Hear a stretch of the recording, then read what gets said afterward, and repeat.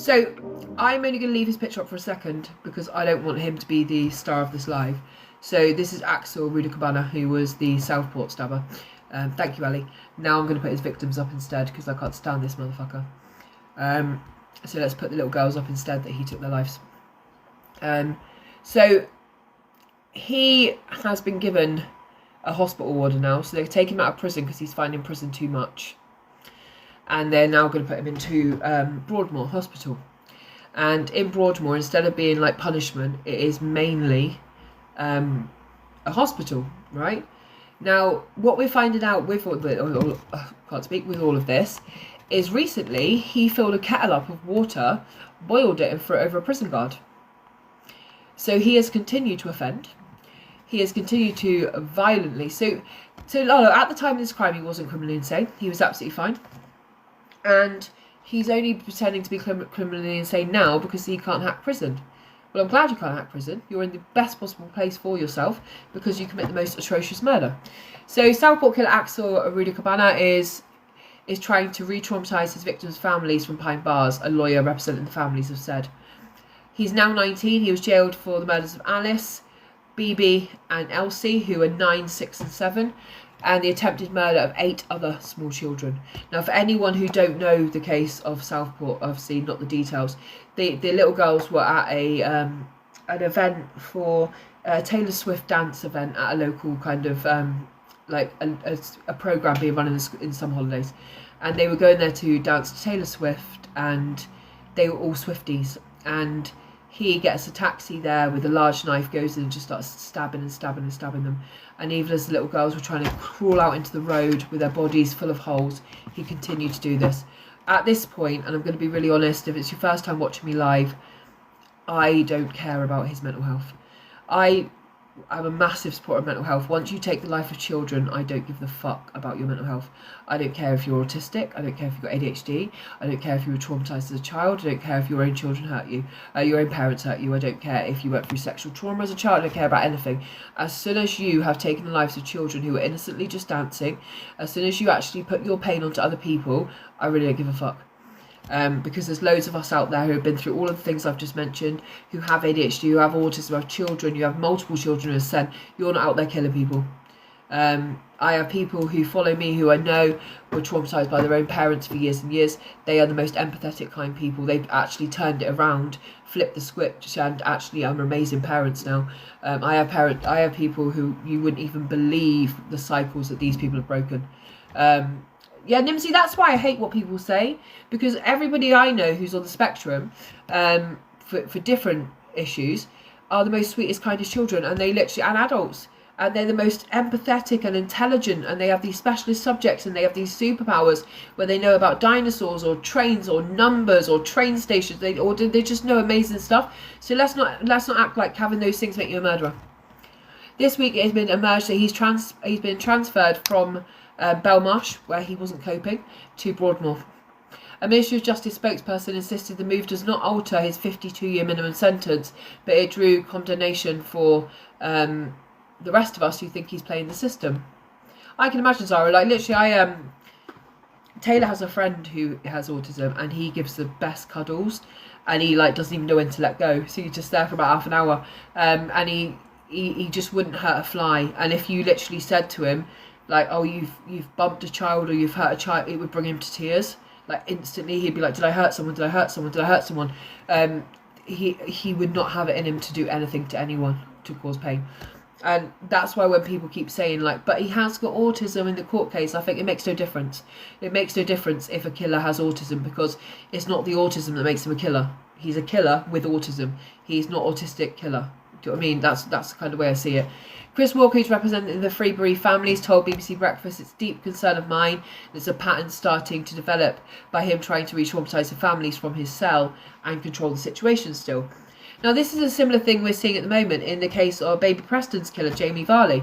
Jamie Varley, who raped Baby Preston to death, the most brutal case I've ever covered, he is now saying that he wants to go to a mental hospital instead. He has refused to go out of his cell. He's tried to do a hunger strike, and now he's changing his name by Depot. Like, how are we allowing it?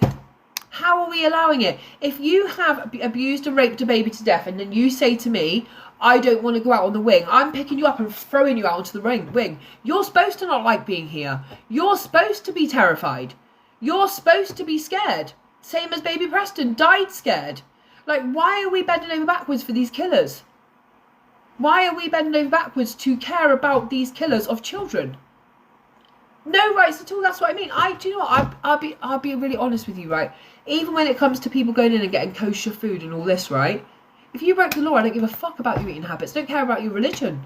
I don't care about, and I mean any religion. I don't care about any. It should be a regimented approach of this is what you're eating, this is when you're working, this is when you're in your cell. Thank you, my Louise.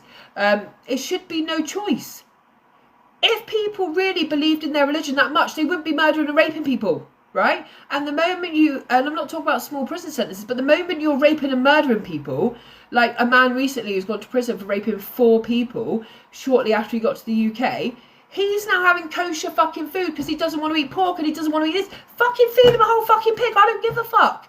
If he really believed in Allah, if he really believed in Jesus, if he really believed in any kind of God, he wouldn't be fucking raping girls. The same as if, like, if I go to prison, I'm a Catholic, and I'm like, right, I need to be able to go to church this many times. Say, no, you're not going to church the whole time you're here. How the fuck are we giving you access to the comfort and the joy that religion brings some of these people? Why are we letting them have that?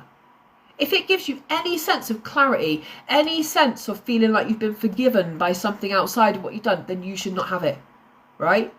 Or you should not have access to any God, any religion, any special food, any choice. The moment you go to, we should start running prisons like they do in Russia. The minute you go to prison, you work for 20 hours a day, sleep for 4, you eat whatever I throw on the floor for you to eat, right? Thank you, Alex. That's it, right? That's it. And again, I don't even care if they're remorseful. If you kill a kid and then you go, I'm sorry, I don't give a fuck. Tell that to the kid who doesn't get to go to school. Tell that to the kid who didn't get to get married. Tell that to the kid who doesn't get to get read a story at night time by their mum anymore. Like, as much as I believe in what I do on here, I believe it for the victims. I don't care about the perpetrators. Same reason I've never interviewed someone who's commit a crime. I don't want to hear how you're sorry now. Sorry doesn't bring my little girl back. Do you know what I mean? I work with the parents of the children, like Charlie Costa's dad, who's actually at the moment in a really bad place because it's Charlie's anniversary. When I watched him do that knife crime talk in the college recently, this man still shakes every day with anger. Like, several times during a talk that he gives hundreds of times a year, he's crying for his son still. And no matter how many times he tells that, and no matter how many times he saves the next child, Charlie's not here. And I looked at the footage he showed. He's got pictures of him and he's holding Charlie's hand in the hospital, and Charlie's hand is already gone, like he's got no colour left in it. And his dad's hand is just not wanting to let go of his son's hand for the last time. And Charlie died with his mum on one side, his sister on the other, and his dad holding his hand, and his brother was there too. None of this sorry is ever going to bring Charlie back. It's not going to bring him back. It's not going to bring back this countless. It's not going to bring back BB. It's not going to bring back Elsie. It's not going to bring back Alice. These little girls died dancing to songs they loved. Like, they should be with their siblings, they should be with their parents, they should be able to go to summer fairs this August and July. They should be able to get her new album, they should be able to snuggle up with their mums and dads, they should be able to have barbecues this summer, they should have got married. Who knows what they would have done to change the world, and he took it all from their families. And let's not forget there's 8 children at home today who survived, who have horrific knife injuries to their faces, to their necks, to their stomachs, to their backs. They have forever scars. All the beautiful teachers who are scarred up and spent months in hospital who tried to save these girls. So for me, like, sorry doesn't cut anything.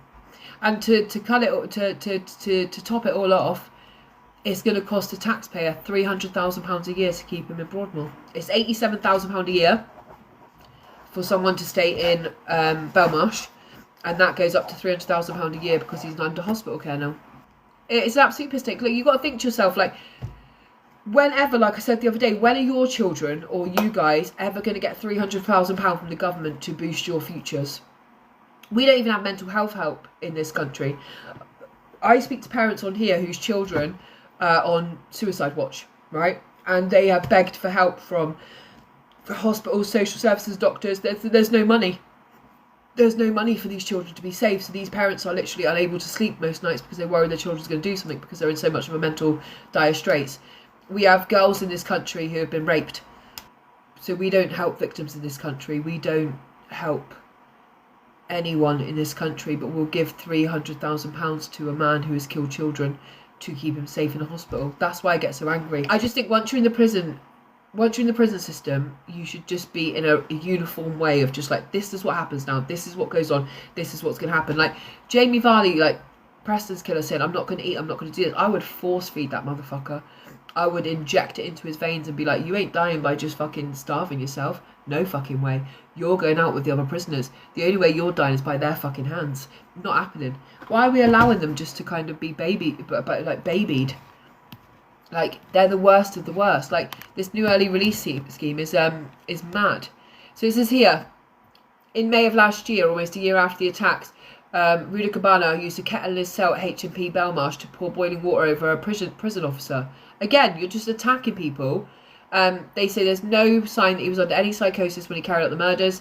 And the families have just recently been let know by letter, by the way, we're now going to put him into a hospital setting instead.